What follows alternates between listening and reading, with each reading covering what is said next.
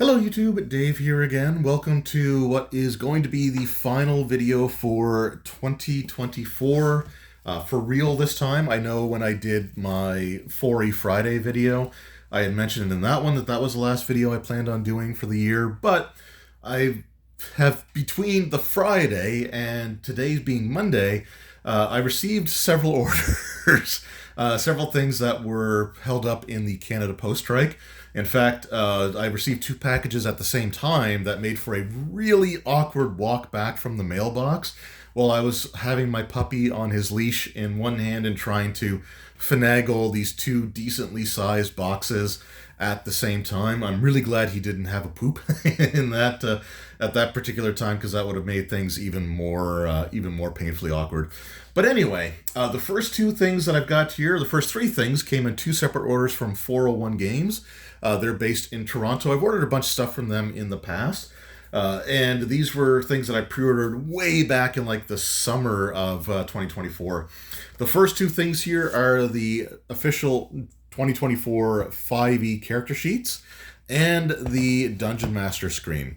So I already have videos of these available on my channel for you to check out. I've done an opening and showing off of the character sheets as well as the DM screen. So if you want to check out those videos, you can find them on the channel there. But I had these pre-ordered months ago. This I picked up from EB Games or GameStop and opened them up and did a video. And this was actually sent to me by Wizards of the Coast, although I didn't know it at the time that I pre-ordered both of these things. So these are just going to stay sealed on my shelf and go up as sort of like, I guess, collectibles, whatever you want to call it. Also, I got my copy of the Dungeon Master's Guide from them as well, which again, I pre-ordered months before Wizards reached out to me and let me know that they were sending me copies. But, you know, the pre-order was done, and I think with 401, they charge you, you pay for the pre-order right away, and then they ship it out once it's received, as opposed to you pre-ordering something and then forgetting about it, and then like they'll charge the card after the fact, and then it can kind of throw things off a little bit.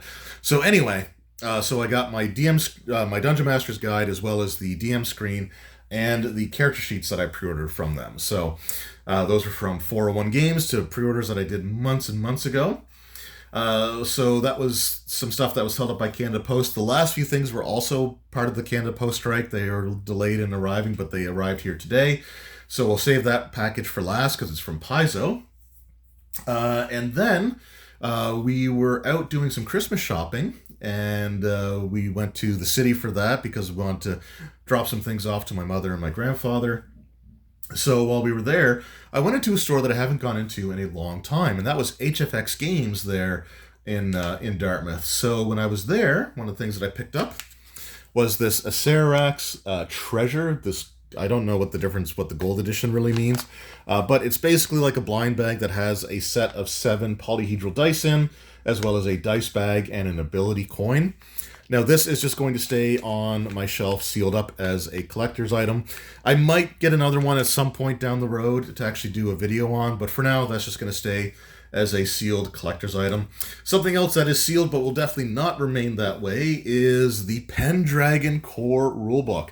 I was really blown away by the fact that they had that at that store of all places, because they've never really been huge into getting non-D&D games on their shelves.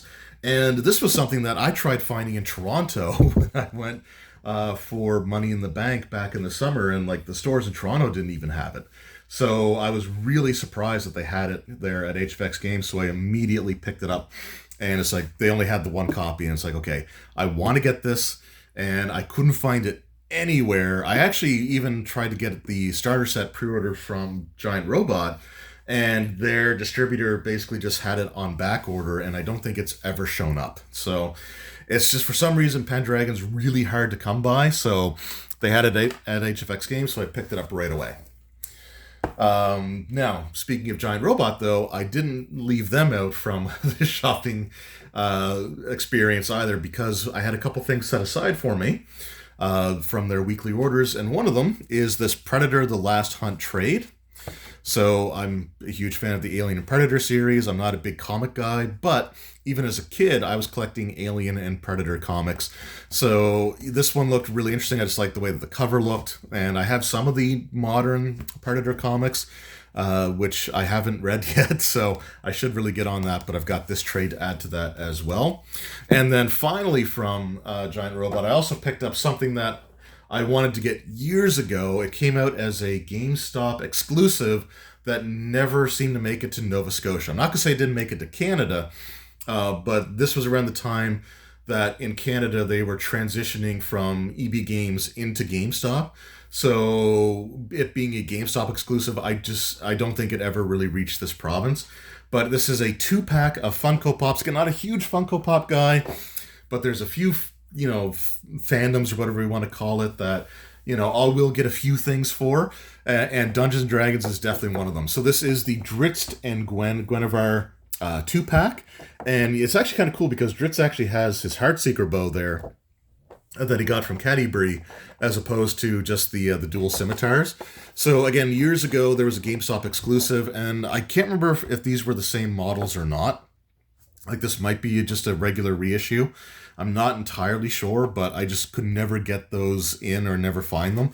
So now for my D&D Funko Pops, I have a Mind Flayer, I have Minsk and Boo, I've got Warduke, and now I've got Drizzt and Gwen. So there's not really a whole lot more D&D wise, other than like a Beholder that they could do a Funko Pop for that I'd really want. And I don't know if they'd actually ended up ever doing a Beholder or not. So anyway, moving on to the last few things here. So this was a package that just arrived today from Paizo that shipped out way back at the beginning of November, and we're almost at the end of December. But again, you have a month-long postal strike, and these things normally take like 3 weeks to show up anyway. But the order just showed up today, and inside we've got the Pathfinder Remaster Arcane spell cards and Primal spell cards. There's another package that I'm expecting to show up sometime in early 2025 that has the Divine, Occult, and the Focus spells. So these are from the Player Core 1 and 2. And the Arcane cards, anyway, the package looks smaller than the original ones for Pathfinder 2nd Edition. But this actually says there's 250 spell reference cards, whereas the other set only had about 200. So there's actually more cards. What I think is probably the likely what they've done here is they've cut out the extra space, because there was a lot of like extra room inside of the box. And I think it was meant to like add extra cards from other releases as they came out. But for these reissues, I think they just basically filled the box to the proper size. So we got Arcane and we got Primal. And I also had thrown in a copy of the Pocket Edition Player Core 2. Now, I've already got a copy of the Pocket Edition Player Core 2. I bought it from Rainbow's End in Wolfville, because I just was not expecting this to show up for a little while longer because of the strike was going on. It was nearly a month into the strike at this point, and the labor minister was saying at the time that a back-to-work order was off the table. So there was no telling how long it was going to take. They did eventually cave and issue a back-to-work order that I think lasts until May. So when we get to May of 2025, we'll probably be back in another similar potential strike position, but we'll see. So now I've got 2 copies of the Pocket Edition as well as 2 copies of the hardcover. One with the sketch cover, one with the regular cover. So I've got the Player Core 2 covered when it comes to Pathfinder 2e, or the Pathfinder 2e Remaster. Also in that box was a Haunted Battlefield flip mat. So we got a burning town on one side, and what looks like, I see the ring lights kind of reflecting off there. What do they call this one here? Use the gaming map, ready to use, busy. Oh, I guess it doesn't actually tell you what the sides represent now. But anyway, we've got sort of just, again, like a battlefield with some standing stones or something there. So really cool stuff. I've actually been running a 2nd edition Pathfinder / Starfinder 2e playtest campaign. And what I've been doing for designing the scenarios is literally just looking at the flip mats on my shelf and being like, okay, I can design an adventure around this, and then I do it. So I love the flip mats, and I've been getting a lot of use out of them lately with that. So really, really cool stuff. All right, down to the nitty-gritty, so to speak. We have here the Pathfinder War of Immortals. So I did also buy a version of this book as well because I really wanted to look through it. I haven't actually had a huge chance to do that since I bought the book, but I bought the collector's edition cover. So it's like the faux leather looking cover there with like the silver lettering. So this is just the standard version of the cover, so I'll be definitely keeping both of those because they are two different cover styles. But yeah, we got the regular War of Immortals, which I'll be doing a video for in early 2025.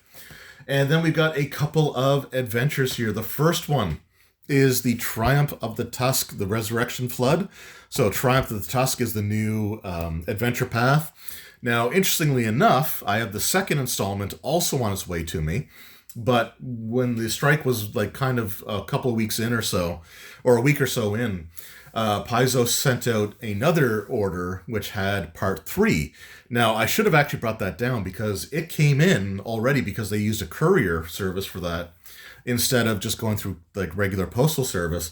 So I received part 3 of this 3-part arc a week or so ago. And now I received part 1 and part 2 is on its way. So I'm getting them completely out of order, but that's fine. This is like an adventure path where I guess you're like all orcs, or it's kind of like an all orc oriented storyline. So that should be kind of interesting to check out. And then we've got the Empire's Devoured. So this is the playtest adventure 2 for the Starfinder 2nd edition playtest. Now I think that their like surveys and feedback period has ended for the playtest.